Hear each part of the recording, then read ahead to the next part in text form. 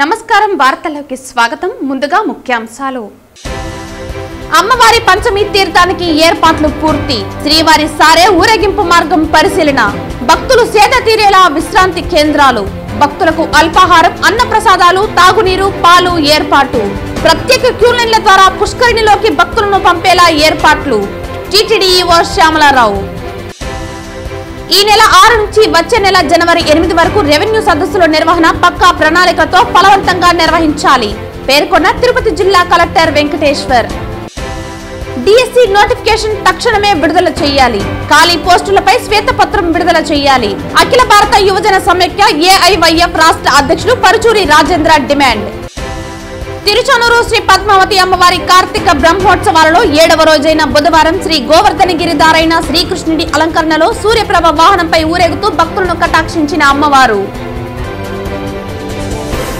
వార్తల్లోని వివరాలు ఈ నెల 6 నుంచి వచ్చే నెల జనవరి 8వ తేదీ వరకు రాష్ట్ర వ్యాప్తంగా రెవెన్యూ సదస్సులు నిర్వహించనున్న నేపథ్యంలో జిల్లాలోని అన్ని రెవెన్యూ గ్రామాలలో సదస్సులు చక్కగా నిర్వహించాలని ప్రజలకు సంబంధించిన అన్ని రెవెన్యూ భూ సమస్యల పరిష్కారం కొరకు ఈ వేదికను వినియోగించి సత్ఫలితాలు సాధించాలని తిరుపతి జిల్లా కలెక్టర్ వెంకటేశ్వర్ పేర్కొన్నారు. బుధవారం ఉదయం రెవెన్యూ శాఖ మంత్రి అనగాని సత్యప్రసాద్ సంబంధిత కార్యదర్శి సిసిఎల్ఏ కమిషనర్ తదితరులతో కలిసి అన్ని జిల్లాల కలెక్టర్లతో విజయవాడ నుండి వీడియో కాన్ఫరెన్స్ నిర్వహించి రెవెన్యూ సదస్సుల నిర్వహణపై దిశానిర్దేశం చేయగా తిరుపతి జిల్లా కలెక్టరేట్ నుండి జేసీ శుభం బన్సల్తో కలిసి జిల్లా కలెక్టర్ పాల్గొన్నారు. ఈ సందర్భంగా మంత్రి మాట్లాడుతూ ప్రజల యొక్క రెవెన్యూ గ్రీవెన్స్లను నాణ్యతగా పరిష్కరించి వాటిని జీరో స్థాయికి తీసుకురావడానికి రెవెన్యూ సదస్సులు ఒక వేదికగా వినియోగించుకోవాలని రెవెన్యూ సంబంధిత సమస్యలతో తమ అర్జీల పరిష్కారం కోసం వచ్చే ప్రజలను పదే పదే ప్రభుత్వ కార్యాలయాల చుట్టూ తిప్పించుకోవద్దని సూచిస్తూ దిశానిర్దేశం చేశారు. ప్రభుత్వ మార్గనిర్దేశాల మేరకు అన్ని చర్యలు తీసుకుంటామని మంత్రికి కలెక్టర్ వివరించారు. మంత్రి వీసీ అనంతరం అందరూ ఆర్జీఓలు అన్ని మండలాల తహసీల్దార్లు రెవెన్యూ సిబ్బందితో కలెక్టర్ వీసీ నిర్వహించారు.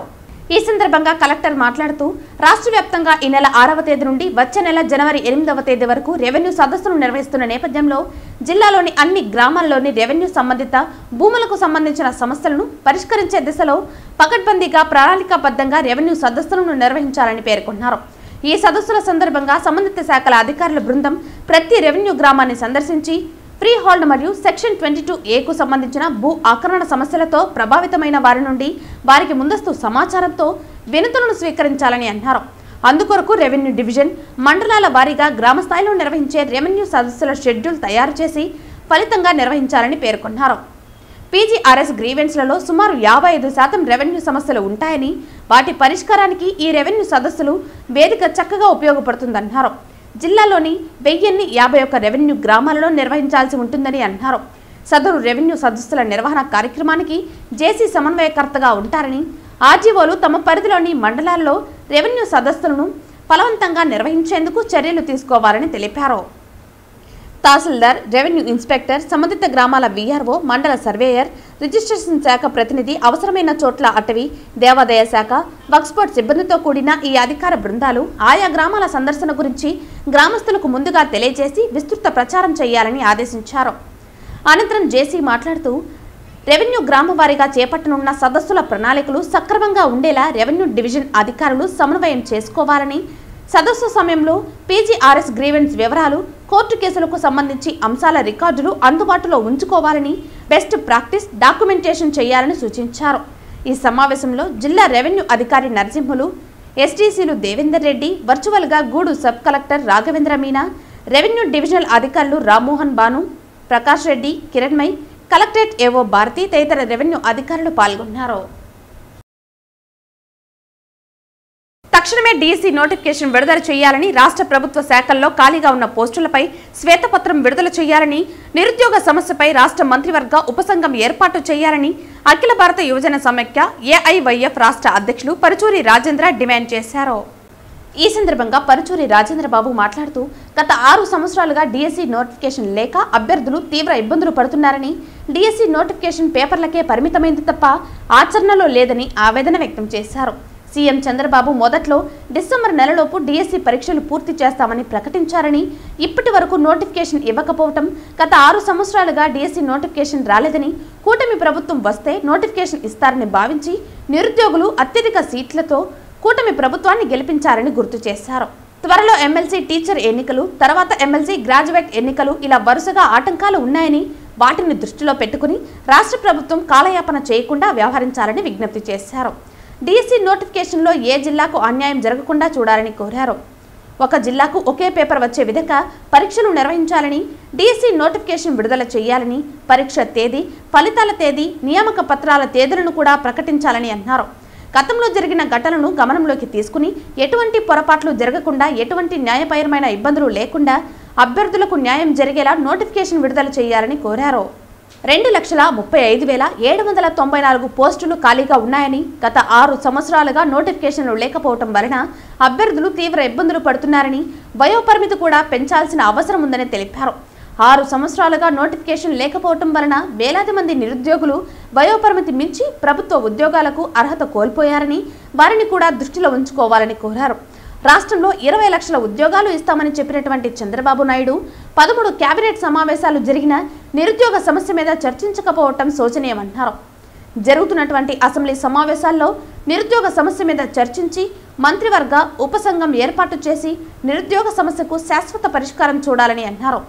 ఈ కార్యక్రమంలో అఖిల భారత విద్యార్థి సమైక్య జాతీయ కార్యదర్శి శివారెడ్డి, సిపిఐ జిల్లా కార్యదర్శి మురళి, ఏఐఎస్ఎఫ్ జిల్లా అధ్యక్ష కార్యదర్శులు ప్రవీణ్ కుమార్, ఉదయ్ కుమార్ తదితరులు పాల్గొన్నారు. నా పేరు పరుచూరి రాజేంద్ర. ఆంధ్రప్రదేశ్ రాష్ట్రంలో ప్రభుత్వ శాఖల్లో ఖాళీగా ఉన్నటువంటి పోస్టుల మీద రాష్ట్ర ప్రభుత్వం శ్వేతపత్రం విడుదల చేయాలని అఖిల భారత యువజన సమైక్య ఏఐవైఎఫ్గా మేము కోరుతా ఉన్నాం.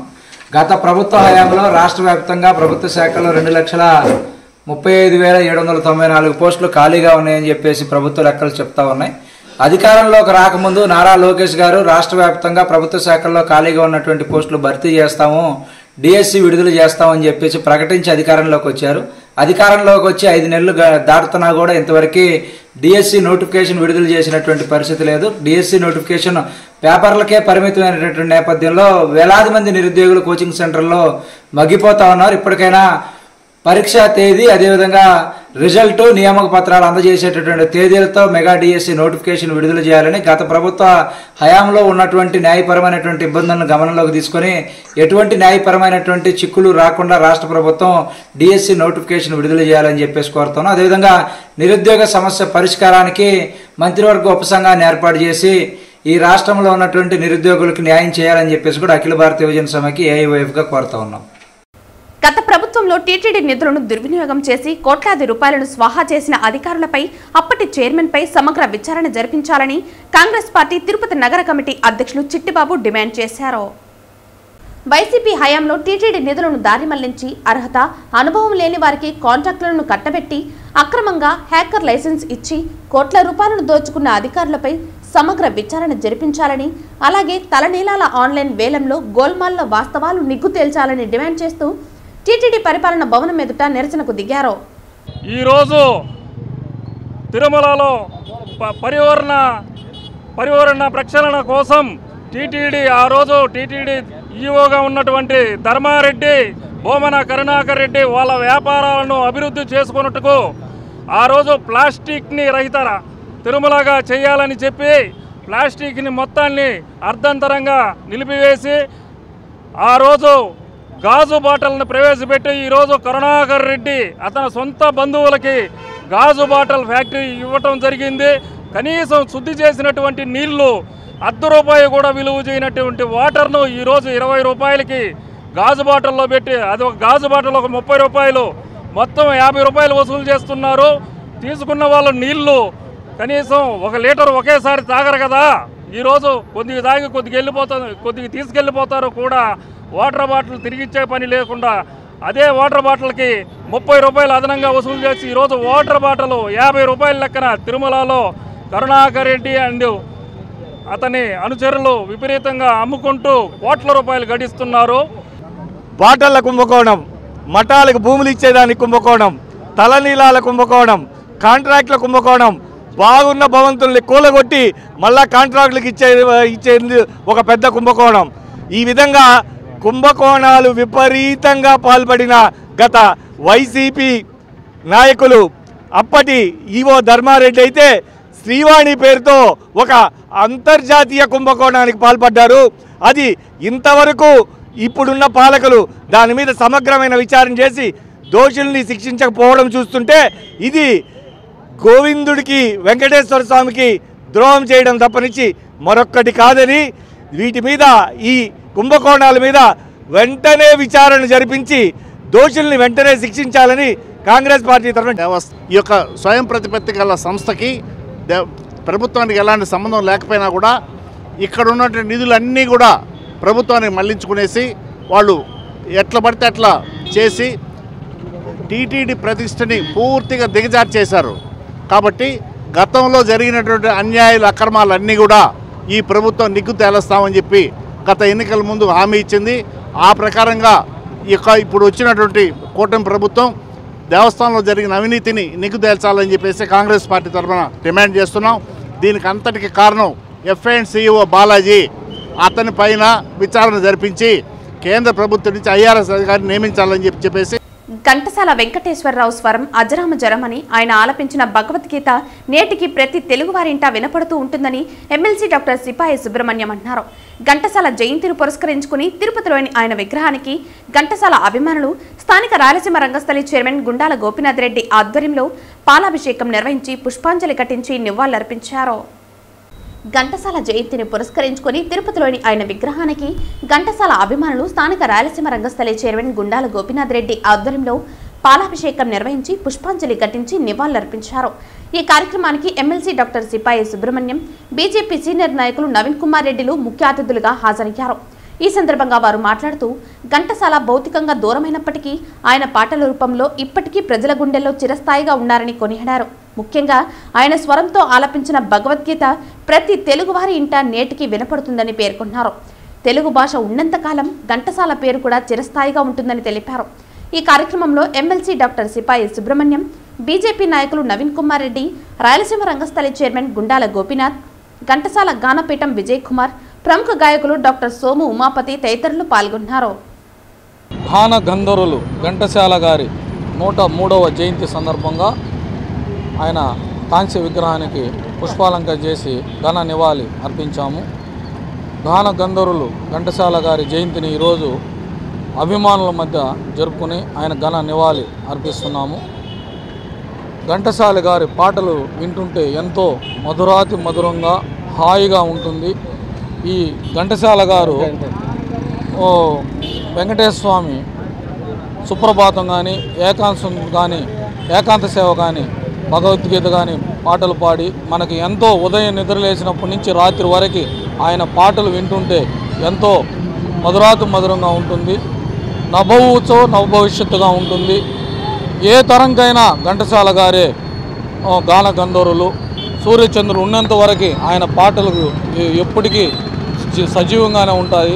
అలాంటి గాన గంధర్వుడి జయంతిని ఈరోజు జరుపుకొని ఆయన ఘన నివాళి అర్పిస్తూ, అలాగే మన తిరుపతి ఘంటసాలగా పేరు పొందిన సోము ఉమాపతి గారిని ఈరోజు ఘనంగా సత్కరించుకొని ఆయనకు ధన్యవాదాలు తెలియజేస్తాం.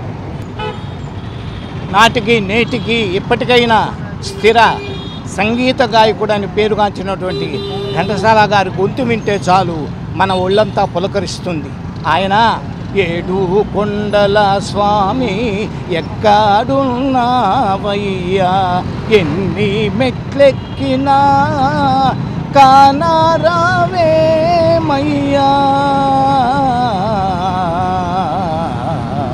అని పాడిన ఆ యొక్క గాంధీ పుట్టిన దేశమా ఇది, నెహ్రూ కోరిన సంఘమా ఇది అని ఆయన గొంతెత్తి పాడినా అందరూ ఐకమత్యంతో ఎదుటి ఆ శత్రువుని అలా కూల్చేటువంటి దృష్టి కలుగుతుంది. అలాగే ఊహలు గుసగుసలాడే నా హృదయము ఊగిసలాడే అటువంటి పాటలు పాడినా అందరి హృదయాలలో అలా చక్కగా ప్రేమ ఉదయిస్తుంది. ఇలా ఎన్నో పాటలు పాడినటువంటి ఆయన ఖచ్చితంగా కలకాలం చిరస్మరణీయుడు. ఇది సత్యం సత్యం సత్యం. బీసీలలో ఏబీసీడీ వర్గీకరణ ఉన్నప్పుడు ఎస్సీలలో ఇది ఎందుకు కొరవడిందని ఎంఆర్పీఎస్ జాతీయ నాయకులు డాక్టర్ ముండంగి నాగరాజు ప్రశ్నించారు. తిరుపతి ప్రెస్ క్లబ్లో బుధవారం మీడియా ముందు ఎంఆర్పీఎస్ నాయకులు సురేష్, నరేంద్ర, రామకృష్ణ, గోపి, బాసు, రాజేంద్ర, గోపాల్తో తదితరులతో కలిసి నాగరాజు మాట్లాడుతూ ఎన్డీఏ కూటమిల విజయం కోసం తాము కష్టపడ్డామని గుర్తు చేశారు. సీఎం చంద్రబాబు స్వచ్ఛమైన హామీలను ఇచ్చారని దాన్ని నెరవేర్చాలని డిమాండ్ చేశారు. తమ మాల సోదరులు తమ నేత మందకృష్ణ మాదిగను దూషించడం సరికాదన్నారు. ఎస్సీలలో తాము సమానంగా కలిసిమెలిసి జీవిస్తామని మాల కులస్తులను సోదరభావంతో కోరారు. దయచేసి నా మాల సోదరులకు నేను ఒకటే విజ్ఞప్తి చేస్తున్నాను. అంబేద్కర్ గారి కాలం నుండి పెండింగ్లో ఉండబడినటువంటి సమస్యలు ఈ దేశంలో ఈ రాష్ట్రంలో చాలా ఉన్నాయి. మరి అంబేద్కర్ కాలం నుండి పెండింగ్లో ఉండబడినటువంటి సమస్యల పట్ల ఐక్య ఉద్యమాలు చేయాల్సినటువంటి సందర్భంలో ఈ 30 ఏళ్ళు మీరు అడ్డుకోవటం వల్ల మాత్రమే ఆ సమస్యల పట్ల ఎంఆర్పిఎస్ వ్యవస్థాపక అధ్యక్షులు గౌరవ శ్రీ మందకృష్ణ మాదిగ గారు ఆ సమస్యల పట్ల ముందుకు వెళ్ళలేకపోయారు. మరి ఆ సమస్యలు ఏంటి? లోక్సభలో రిజర్వేషన్లు ఉన్నాయి కదా, మరి లోక్సభలో రిజర్వేషన్లు ఉన్నప్పుడు రాజ్యసభలో రిజర్వేషన్లు ఉంటే తప్పేంటి? మరి రాజ్యసభలో కూడా రిజర్వేషన్లు ఉండాలి కదా. మరి అలాగే అసెంబ్లీలో రిజర్వేషన్లు ఉన్నాయి కదా. మరి అసెంబ్లీలో రిజర్వేషన్లు ఉన్నప్పుడు మరి శాసన మండలిలో కూడా రిజర్వేషన్లు ఉంటే తప్పేంటి?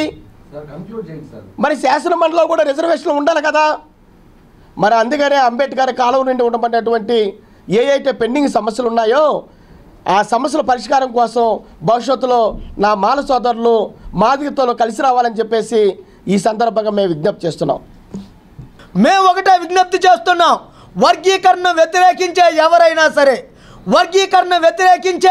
ఎవరైనా సరే వాళ్ళు మాకు శత్రువులే. ఎంఆర్పిఎస్కు వాళ్ళు శత్రువులే. మాదిగ జాతికి వాళ్ళని మేము శత్రువులుగానే చూస్తాం. ఏబిసిడి వర్గీకరణ విషయంలో ఆంధ్రప్రదేశ్ రాష్ట్రంలో భారతదేశ వ్యాప్తంగా బహుజన్ సమాజ్వాదీ పార్టీ మాయావతి ఈరోజు వ్యతిరేకిస్తూ ఉంది. నేను ఆంధ్రప్రదేశ్ రాష్ట్రంలో ఉన్న మాదిగ ప్రజలకు ఒకటే పిలుపునిస్తున్నా. బహుజన్ సమాజ్వాదీ పార్టీని మాయావతిని మాదిగ పల్లెల్లోకి దళిత పల్లెల్లోకి రానియొద్దని కూడా ఈ సందర్భంగా నేను గుర్తు చేస్తున్నాను. షెడ్యూల్ కులాల రిజర్వేషన్ల విషయంలో మందకృష్ణ మాదిగన్న గారు ఏ పిలుపునిచ్చినా సరే మలిదశ పోరాటంలో రాష్ట్ర వ్యాప్తంగా అమలు చేయించుకోవడానికి మాదిగ ఉపకులాల ప్రజలు సిద్ధంగా ఉండాలని కోరుకుంటూ సెలవు తీసుకుంటున్నాను. దయచేసి కృష్ణ మాదిగ గారిని విమర్శించినంత మాత్రాన ఆకాశం పైన ఉమ్మి వేసినట్టే మన మొహాలు వెంబడుతుంది తప్ప ఆయనపై వచ్చే నష్టం ఏమి లేదనే విషయంలో మీకు గుర్తు చేస్తున్నా. సో దయచేసి మరోసారి మా ఆత్మీయ మాల సోదరులకి మీరు దళిత గిరిజన ఇతర బలహీన వర్గాల ఐక్య ఉద్యమాల కోసం మందకృష్ణ గారి నాయకత్వంలో మీరు కలిసి రావాలని చెప్పేసి తద్వారా అందరికీ ఉపయోగపడే అనేక సమస్యలు ఏవైతే ఉన్నాయో దాదాపు అంబేద్కర్ గారి కాలం నుంచి పెండింగ్లో ఉన్న సమస్యలు ఏవైతున్నాయో వాటన్నిటిని సాధించుకోవడానికి మాతో కలిసి రావాలని చెప్పేసి మనందరం కలిసిగా అన్నదమ్ముల లెక్కన ముందుకెళ్తే ఖచ్చితంగా మనం వర్గాల ప్రజలకు మేలు జరుగుతున్న విషయం కూడా మీకు గుర్తు చేస్తూ దానికి మీరు పునరాలోచన చేసి మరి కృష్ణమాది గారి పైన విమర్శలు ఆపి సమాజం కోసం ముందుకు రావాలని చెప్పేసి మరోసారి విజ్ఞప్తి చేసుకుంటూ ముగిస్తూ Tirupati SV university engineering college professor Chengaiah క్రైస్తవ మత ప్రచారం చేశారని కొంతమంది బజరంగ్ దళ్ ఏవీబీపీ కార్యకర్తలు చెంగయ్యపై దాడి చేసి దుర్భుషలాడి కాలర్ పట్టుకుని లాక్కుని బయటకు రావటాన్ని ఎస్సీ ఎస్టీ క్రైస్తవ ముస్లిం మైనారిటీ నాయకులు తీవ్రంగా ఖండిస్తున్నట్లు తెలిపారు. తిరుపతి బాలాజీ కాలనీలోని అంబేద్కర్ భవనంలో ఎస్సీ ఎస్టీ క్రైస్తవ ముస్లిం మైనారిటీ నాయకులు ఏర్పాటు చేసిన విలేకరుల సమావేశంలో వారు మాట్లాడుతూ చెంగయ్య పదోన్నతి లిస్టులో ఉన్నాడనే కారణంగా ఆయన ఎదుగుదలను అడ్డుకోవడం కోసం సహచర ఉద్యోగస్తులు బజరంగ్ దళ్ ఏబీవీపీ కార్యకర్తలను ప్రేరేపించి దాడికి తెగబడ్డారని ఆరోపించారు. రాజ్యాంగబద్ధంగా తమకు ఉన్న హక్కులతో వారిని ఎదుర్కొంటామని తెలిపారు. ఈ యొక్క స్టూడెంట్స్ అందరితో కూడా ఈయన ఎక్కువగా అన్ని మత ప్రచారం చేస్తూ ఉంటాడని ఆయన మీద నేరాపణ చేస్తూ అబద్ధపు నేరాలన్నీ కూడా మోపుతూ ఆయన మీద దాడి చేయడము, ఆయన కాలర్ పట్టుకొని లాక్కొని రావడము, కారులన్నీ ధ్వంసం చేయడము.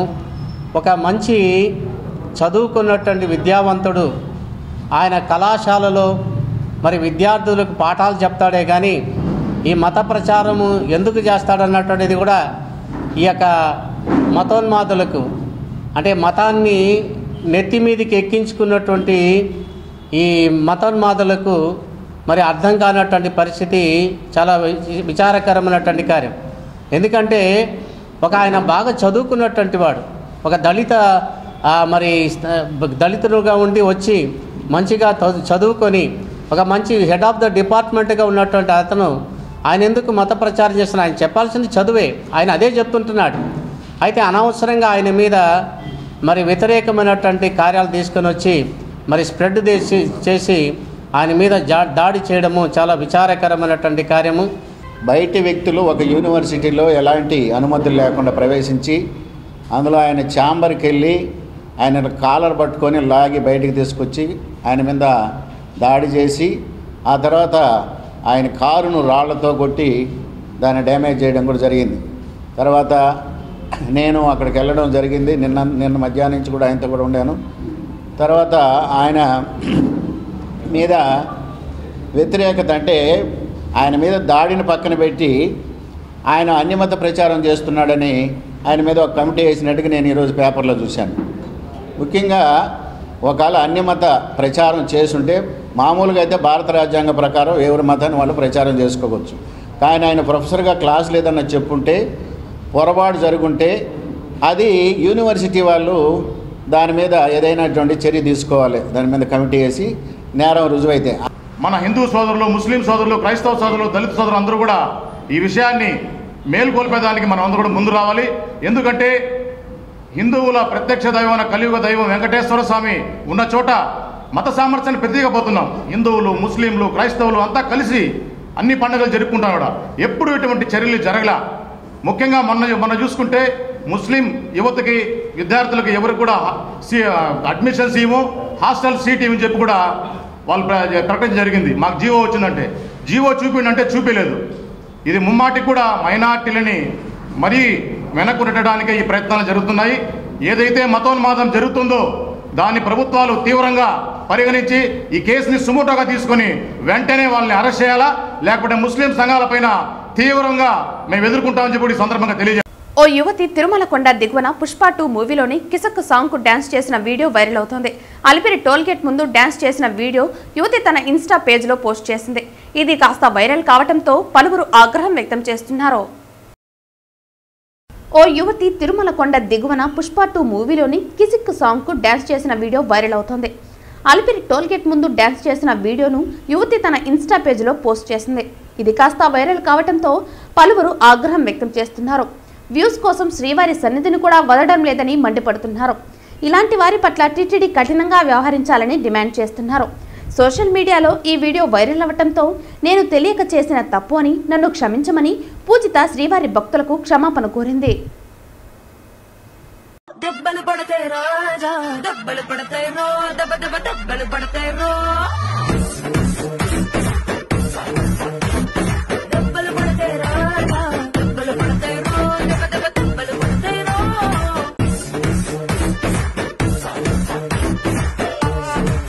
వెంకటేశయ్య టీటీడీ యాజమాన్యం అందరికీ మరియు టీటీడీ చైర్మన్ గారికి నా నమస్కారం. ఏదో తెలిసో తెలియకుండా నా తప్పు చేశాను. నాకు తెలీదు ఇలా చెడ్డగా వెళ్తుంది అనేసి. ఏదో క్లైమేట్ బాగుంది కదా, ఆ రీల్ ట్రెండింగ్లో ఉందని అలా చేసేసాను. ఇంకోసారి ఈ తప్పు చేయనని నమస్ఫూర్తిగా చెప్తున్నాను. దయచేసి ఈ తప్పుని క్షమించండి. ఇంకెప్పుడు ఇలా చేయను. నన్ను చూసి ఎవరైనా అలా చేయాలనుకుంటున్నా దయచేసి అలా చేయకండి. అలా తప్పు చేయకండి. నన్ను చూసి ఇంకోసారి ఇది చేయనని నా మనస్ఫూర్తిగా చెప్తున్నాను. దయచేసి నన్ను క్షమించండి. ఓం నమో వెంకటేశాయ. తిరుమల శ్రీవారిని పలువురు ప్రముఖులు దర్శించుకున్నారు. బుధవారం ఉదయం తిరుమల శ్రీ వెంకటేశ్వర స్వామి వారి సేవలో కర్ణాటకలోని ఉడిపిలోని పెజావర మఠం పీఠాధిపతి శ్రీ శ్రీ శ్రీ విశ్వప్రసన్న తీర్థ స్వామీజీ మరియు ఆంధ్రప్రదేశ్ సాంఘిక సంక్షేమ శాఖ మంత్రి డోలాశ్రీ బాల వీరాంజనేయ స్వామి వేరువేరుగా స్వామివారి సేవలో పాల్గొని మొక్కులు చెల్లించుకున్నారు. వీరికి ఆలయ అధికారులు స్వాగతం పలికి దర్శన ఏర్పాట్లు చేశారు. రంగనాయకుల మండపంలో వేద పండితులు వేద ఆశీర్వచనం అందించగా టీటీడీ అధికారులు స్వామివారి తీర్థ ప్రసాదాలను అందజేశారు.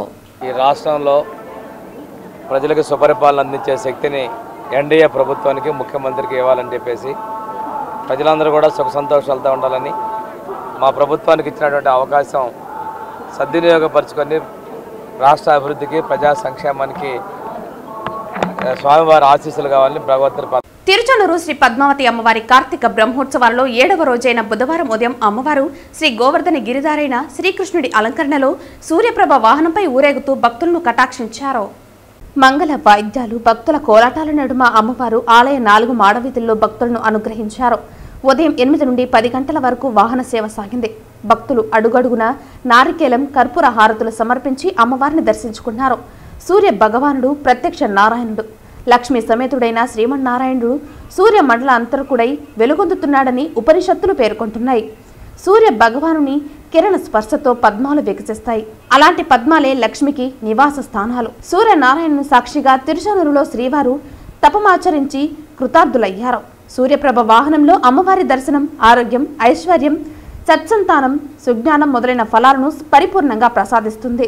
రాత్రి 7 నుండి 9 గంటల వరకు శ్రీ పద్మావతి అమ్మవారు చంద్రప్రభ వాహనంపై ఊరేగి భక్తులను అనుగ్రహించారు. శ్రీ పద్మావతి అమ్మవారి బ్రహ్మోత్సవాలలో 8వ రోజైన గురువారం ఉదయం 8 గంటలకు అమ్మవారి రథోత్సవం వైభవంగా జరగనుంది. సర్వాలంకార శోభితమైన రథంలో ప్రకాశించే ఆలిమేలు మంగ సకల దేవతా పరివారంతో వైభవోపేతంగా తిరువీధులలో వేరించే వేళల్లో ఆ తల్లిని సేవించిన భక్తుల మనోరథాలని సిద్ధిస్తాయి. అలాగే రాత్రి అశ్వ వాహనంపై అమ్మవారు విహరించనున్నారు. వాహన సేవల్లో తిరుమల పెద్ద Jeeyar Swami, Chinna Jeeyar Swami, EO Syamala Rao, JEO Veerabrahmam, deputy EO Govindarajan తదితర అధికారులు పాల్గొన్నారు.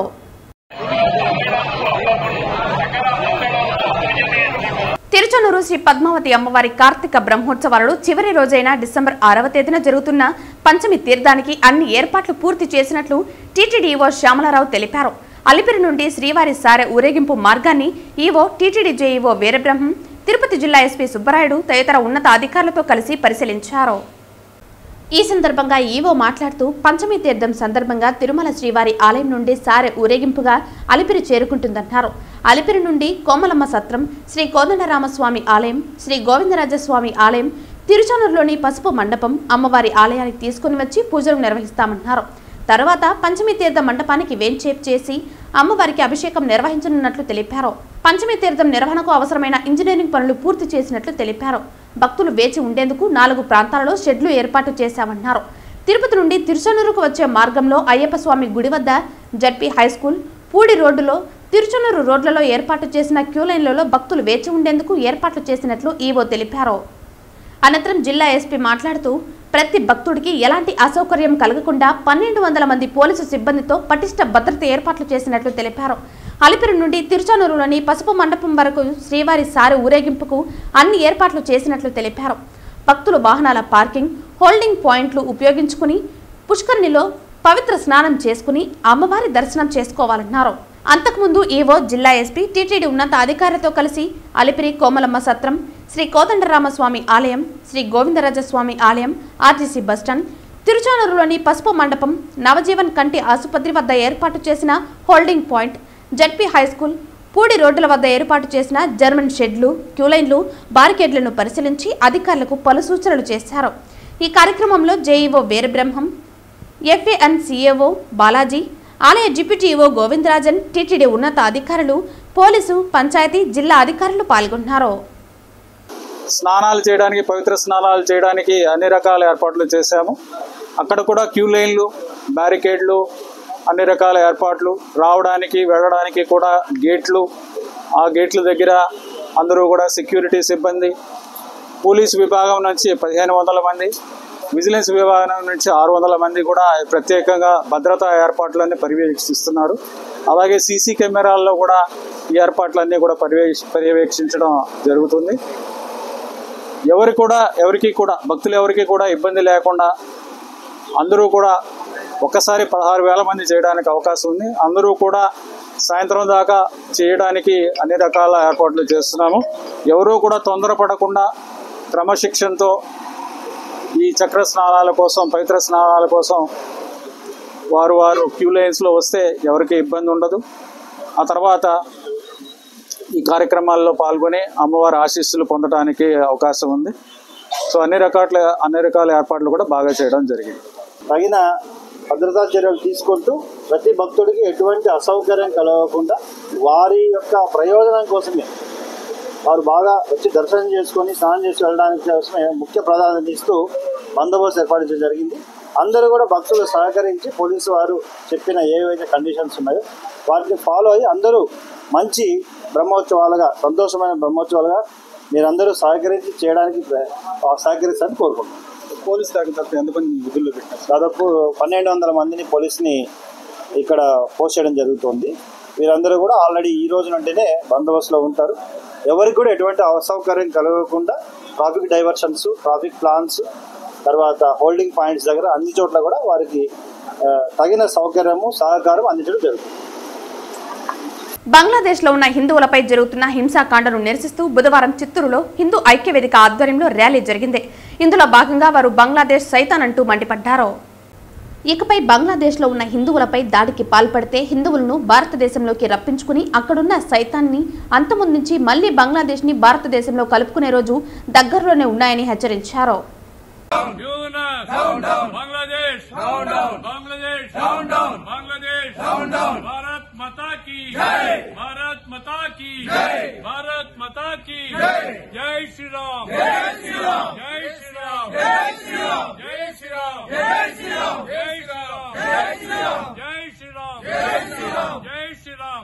తిరుపతి జిల్లా రేణుగుంట బీసీ హాస్టల్ను శ్రీకాళహస్తి ఆర్డీఓ భానుప్రకాష్ రెడ్డి ఆకస్మిక తనిఖీ నిర్వహించారు.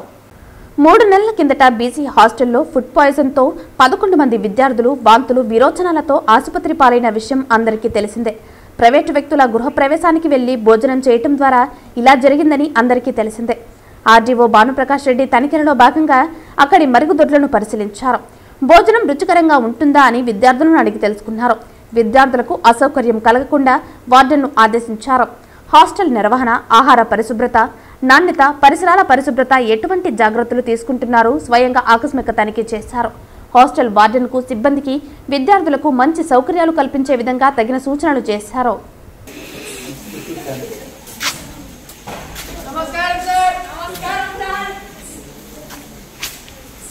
ఓ ప్రముఖ ఛానల్లో శ్రీకాళహస్తి ఎమ్మెల్యే బొజ్జల సుధీర్ రెడ్డిపై అవాస్తవాలతో కథనాలు ప్రచారం చేశారని, అలాంటి ఛానళ్లపై చట్టపరమైన చర్యలు తీసుకోవాలంటూ శ్రీకాళహస్తిలో తెలుగుదేశం పార్టీ నాయకులు నేడు 1 టౌన్ పోలీస్ స్టేషన్ నందు 1 టౌన్ సీఐ గోపికి ఫిర్యాదు చేశారు. ఈ సందర్భంగా తెలుగుదేశం పార్టీ నాయకులు మాట్లాడుతూ శ్రీకాళహస్తి నియోజకవర్గంలో అభివృద్ధి ధ్యేయంగా కృషి చేస్తున్న శ్రీకాళహస్తి నియోజకవర్గ ఎమ్మెల్యే బొజ్జల సుధీర్ రెడ్డిపై ఓ ప్రముఖ ఛానల్ అవాస్తవాలు ప్రచారం చేయడంపై తాము శ్రీకాళహస్తి 1 టౌన్ పోలీస్ స్టేషన్ కు ఫిర్యాదు చేశామని, వైసీపీ ప్రభుత్వంలో స్థానిక మాజీ ఎమ్మెల్యే బియ్యపు మసూదన్ రెడ్డి ఇలాంటి అవాస్తవాలు ప్రసారం చేసే ఛానళ్లకు పైకం అందజేస్తూ ఉండేవారని, అయితే నేడు అలాంటి వాటికి తావు ఇవ్వకుండా ప్రజల సంక్షేమమే ధ్యేయంగా పనిచేస్తున్న బొజ్జల సుధీర్ రెడ్డిపై ఇలాంటి ఛానళ్లకు పైకం ఇవ్వలేదని అక్కసుతో ఇలాంటి అవాస్తవాలు ప్రచారం చేస్తున్నారని అన్నారు. ఇలాంటి అవాస్తవాలు ప్రచారం చేస్తున్న ఛానళ్లు మరియు విలేకరులపై తగు విధమైన చర్యలు తీసుకోవాల్సిందిగా పోలీసు శాఖ అధికారులను మరియు శ్రీకాళహస్తి ప్రెస్ క్లబ్ అధ్యక్షులు కోటేశ్వరరావు మరియు సభ్యులను కోరారు.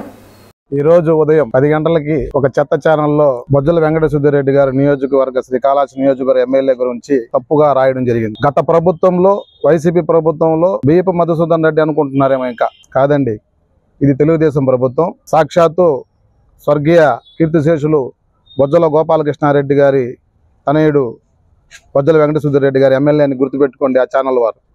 ఎందుకంటే గత ప్రభుత్వంలో భయంకరమైన అక్రమాచారాలు జరిగినాయి, దందాలు జరిగినాయి, గుండాయిజం జరిగింది, శాండ్ మాఫియా జరిగింది, రౌడీయిజం పెంపొందించినారు, కాళహస్తిలో భూ కబ్జాలు జరిగినాయి, 6500 పట్టాలు రాజీవ్ నగర్లో దొబ్బేశారు.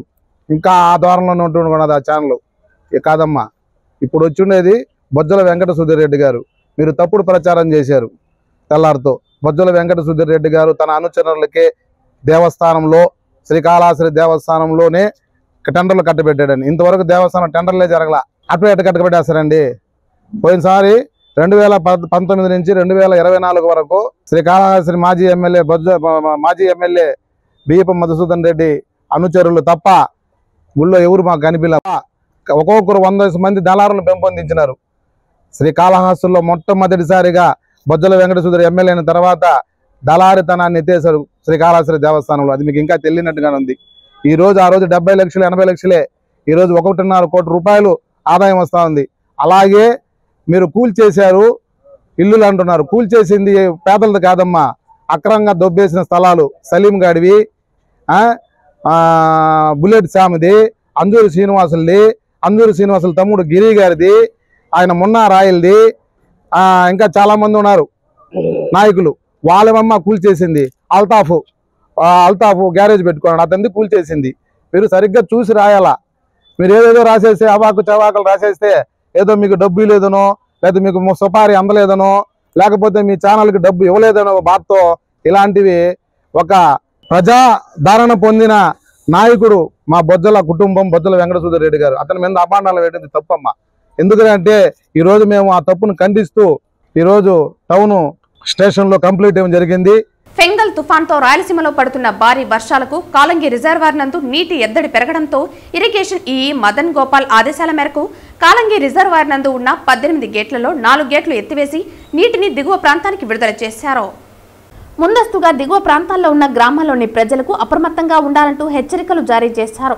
కాలంగి రిజర్వాయర్ నుంచి నీటిని విడుదల చేయడంతో దిగువ ప్రాంతాల ప్రజలకు ఎక్కడా ఎటువంటి ఇబ్బందులు కలగకుండా తగు జాగ్రత్తలు తీసుకున్నారు. కాలంగి రిజర్వాయర్ నుంచి 1000 క్యూసెక్కుల నీటిని విడుదల చేయగా కాలంగి రిజర్వాయర్ నందు ప్రస్తుతం నీటి ఎద్దడి ఎక్కువ అవ్వడంతో కాలంగి రిజర్వాయర్ నుండి 4 గేట్ల నుండి నీరు విడుదల చేయడం జరిగింది. జై బజరంగిబలి సభ్యులు తిరుపతిలో ఎస్వి యూనివర్సిటీలో పనిచేస్తున్న చెంగయ్య అనే ప్రొఫెసర్పై దౌర్జన్యం చేయటం సహించరాని చర్య అంటూ శ్రీకాళహస్తి పోర్టర్స్ వెల్ఫేర్ అసోసియేషన్ సభ్యులు శ్రీకాళహస్తి ప్రెస్ క్లబ్ నందు సమావేశం నిర్వహించారు. ఇలాంటి ఆగోరీల వల్ల దేశంలో మత కల్లోలం ఏర్పడతాయని ప్రభుత్వం ఇలాంటి వారిపై చర్యలు తీసుకోవాలని కోరారు. తిరుపతి ఎస్వి యూనివర్సిటీ నందు ప్రొఫెసర్గా పనిచేస్తున్న చెంగయ్య అనే ప్రొఫెసర్ను జై బజరంగబలి సభ్యులు అతి దారుణంగా దూషిస్తూ కొట్టడం ఎంతవరకు సమంజసమంటూ ఆగ్రహం వ్యక్తం చేశారు. సనాతన ధర్మాలను కాపాడుకోవటం ఆవశ్యకత ప్రతి ఒక్కరికి ఉందని, కానీ సనాతన ధర్మాల పేరిట ఎటువంటి సంబంధం లేని వ్యక్తులను దారుణంగా కొట్టడం, దూషించడం సమంజసం కాదని, ప్రొఫెసర్ చెంగయ్యపై దాడి చేసిన వ్యక్తులపై ప్రభుత్వం 24 గంటల లోపల చర్యలు తీసుకోకపోతే ఎస్పీ కార్యాలయం ముట్టడించి కాలినడకతో అమరావతిలో సీఎం కార్యాలయం వద్దకు చేరుకుని పెద్ద ఎత్తున నిరసన వ్యక్తం చేసి మైనారిటీలపై అఘోరి లాంటి వ్యక్తులు చేస్తున్న అసభ్యకర సంభాషణ మరియు ప్రొఫెసర్ చెంగయ్యకు న్యాయం జరిగే పోరాటాలు కొనసాగిస్తామని వారు ప్రభుత్వాన్ని హెచ్చరించారు. మేమంతా ఐక్యమత్యం ఇక్కడ వచ్చేసి మనం హిందువులు వేరే, ముస్లిమ్స్ వేరే, క్రిస్టియన్ కాకుండా మేమంతా అన్నా తమ్ముళ్ళుగా ఇక్కడంతా కలిసి ఉన్నాము. ఎవరికి ఏ కష్టం, ఎవరికి ఆపద వచ్చినా వెంటనే మేము స్పందిస్తూ ఇలాంటి ఉన్న మన భారతదేశం, మన కాళహస్తి, మన ఆంధ్రప్రదేశ్లో ఇలాంటి సంఘటనలు జరుగుతుంటే ప్రభుత్వం ఎందుకు నోరెత్తలేదు తెలియడం లేదు మాకు. దానివల్ల ఎవరంటే మేమంతా ఐకమత్యంగా ముస్లిం సహోదరులు ఉన్నారు, క్రిస్టియన్స్ ఉన్నారు, హిందువులు అందరూ ఉన్నారు, మేమందరం ఒకటే అనేసి మేము సాటి చెబుతూ దీన్ని ఖండిస్తూ ఇలాంటివి మళ్ళీ జరగకుండా మేము దీన్ని చేస్తున్నాము. అఘోరి అనేటువంటి వ్యక్తి ముస్లింలు క్రైస్తవులు చంపుతానంటున్నంటే బ్యాక్గ్రౌండ్ ఎవరున్నారో మీకు అందరికీ బాగా తెలుసు, ఎవరు చెప్పించారో కూడా వానికి అంత అవగాహన లేదు. ఇలాగా భారతదేశ ప్రభుత్వాన్ని మనం పరిశీలన చేసినట్లయితే భారతదేశంలో ఉన్న ప్రధానమంత్రి దగ్గర నుంచి నియోజకవర్గంలో ఉన్నటువంటి ఒక ఎమ్మెల్యే దాకా కూడా ఏమి జరుగుతుంది పరిశీలన చేసి ఆ హింసాకాండను అరికట్టడానికి ఎవరు ముందుకు రావట్లేదు. 2 దినాలు అయిపోయింది. వాళ్ళు ఏంటంటే చట్టవిరుద్ధంగా జరిగింది. ఒక గెజిటెడ్ ఆఫీసర్ దగ్గరికి వెళ్ళి మరి దౌర్జన్యం చేయడము, బలత్కారంగా కాలర్లు చేయబట్టుకొని మరి చేతులతో లాగి బయటికి తేవడం అనేది దీన్ని దౌర్జన్యము అని అంటారు. లేక దొమ్మిగా కూడి ఒక వ్యక్తిని చంపడానికి పోయినారు అని అంటే ఆడ చంపేస్తారు కూడా ఎవరు లేకపోతే. దీన్ని క్రిమినల్ కేసు కింద కట్టడానికి పెద్ద కష్టమే కాదు.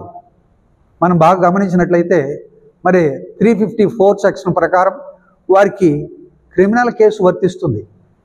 శ్రీకాళహస్తి ఆలయంలో కాలభైరవ స్వామికి విశేష అభిషేక పూజలు శాస్త్రోక్తంగా నిర్వహించారు. స్వామివారిని అధిక మంది భక్తులు దర్శించుకుని మొక్కులు చెల్లించుకున్నారు. శ్రీకాళహస్తి ఆలయంలో మంగళవారం రాత్రి కాలభైరవ అభిషేక సేవలో అధిక మంది భక్తులు పాల్గొన్నారు. కాలభైరవ అనుగ్రహంతో సకల దోషాలు తొలగించుకునేందుకు భక్తులు కాలభైరవ అభిషేకాలు చేయించారు. ఆలయంలోని కాలభైరవ మూల విరాట్ వద్ద స్వామివారికి విశేష అభిషేక పూజలు చేపట్టారు.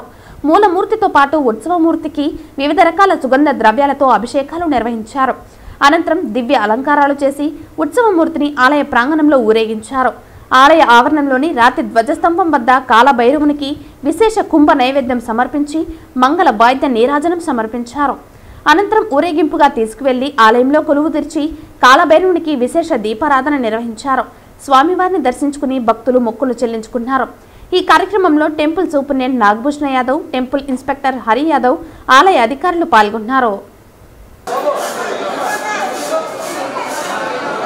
వార్తలు ముగించే ముందు ముఖ్యాంశాలు మరోసారి.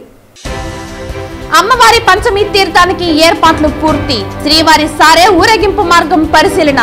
భక్తులు సేద తీరేలా విశ్రాంతి కేంద్రాలు, భక్తులకు అల్పాహారం, అన్నప్రసాదాలు, తాగునీరు, పాలు ఏర్పాటు, ప్రత్యేక క్యూలైన్ల ద్వారా పుష్కరిణిలోకి భక్తులను పంపేలా ఏర్పాట్లు. TTD EO Shyamala Rao. ఈ నెల 6 నుంచి వచ్చే నెల జనవరి 8 వరకు రెవెన్యూ సదస్సుల నిర్వహణ పక్కా ప్రణాళికతో ఫలవంతంగా నిర్వహించాలి పేర్కొన్న తిరుపతి జిల్లా కలెక్టర్ వెంకటేశ్వర్. డిఎస్సి నోటిఫికేషన్ తక్షణమే విడుదల చేయాలి, ఖాళీ పోస్టులపై శ్వేతపత్రం విడుదల చేయాలి. అఖిల భారత యువజన సమైక్య ఏఐవైఎఫ్ రాష్ట్ర అధ్యక్షులు పరుచూరి రాజేంద్ర డిమాండ్. తిరుచానూరు శ్రీ పద్మావతి అమ్మవారి కార్తీక బ్రహ్మోత్సవాలలో 7వ రోజైన బుధవారం శ్రీ గోవర్ధనగిరిదారైన శ్రీకృష్ణుడి అలంకరణలో సూర్యప్రభ వాహనంపై ఊరేగుతూ భక్తులను కటాక్షించిన అమ్మవారు. ఈ వార్తలు ఇంతటితో సమాప్తం. తిరిగి వార్తల్లో మళ్ళీ కలుద్దాం. అంతవరకు సెలవు. నమస్కారం.